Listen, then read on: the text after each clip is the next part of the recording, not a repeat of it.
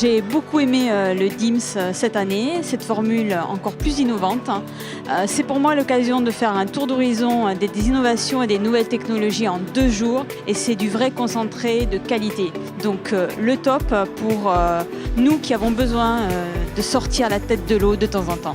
Les échanges avec les startups hier ont été très valorisants pour nous parce que ça nous permet de découvrir l'écosystème des startups dans toute sa globalité. L'assemblée qui était présente dans ce DIMS, c'est de très bon niveau, ça a été des très belles rencontres. On a échangé des belles cartes de visite. Je pense qu'on va faire beaucoup de rebonds pour avancer ensemble sur l'innovation. Alors je suis très heureux de vous accueillir pour cette 2e édition du DIMS. Cet événement, c'est comme l'an dernier, un condensé d'innovation qui vous permet en 2 jours d'avoir une vision transversale des activités de l'IMA.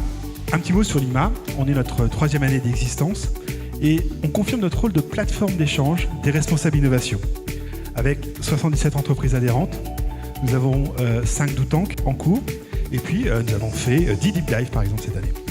Ce que j'ai particulièrement apprécié, c'est surtout la place donnée aux innovateurs locaux.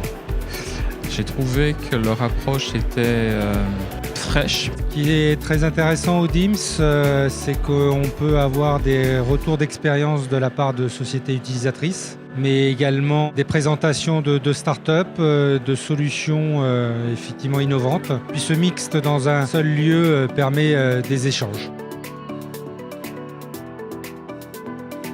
C'est un peu tout l'esprit de l'IMA, c'est-à-dire c'est la rencontre avec nos pairs, les échanges croisés, vraiment de voir des applications concrètes en termes d'innovation et du coup de faire les deep dives avec les 4 entreprises nantaises, ça a été très enrichissant et très inspirant, montrant des réalisations concrètes de l'innovation et de passer du concept à de la réalité.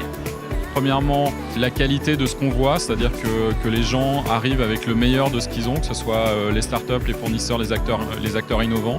Puis les grands groupes, ils arrivent avec la fierté de ce qu'ils mettent en œuvre, donc ça aussi c'est très très intéressant. Deuxième point saillant, et c'est un peu l'innovation de cette année, c'est les visites au sein des locaux des grands groupes nantais, donc ça nous a permis de rentrer au cœur des dispositifs d'innovation et ça c'est super enrichissant.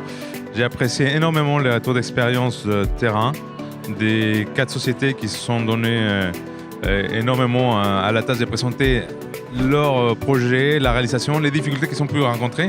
Quelque chose qu'on ne partage pas facilement, mais qui permet d'enrichir les autres qui souhaitent se lancer dans ce type de projet. Alors le grand ressenti, c'est la richesse des échanges.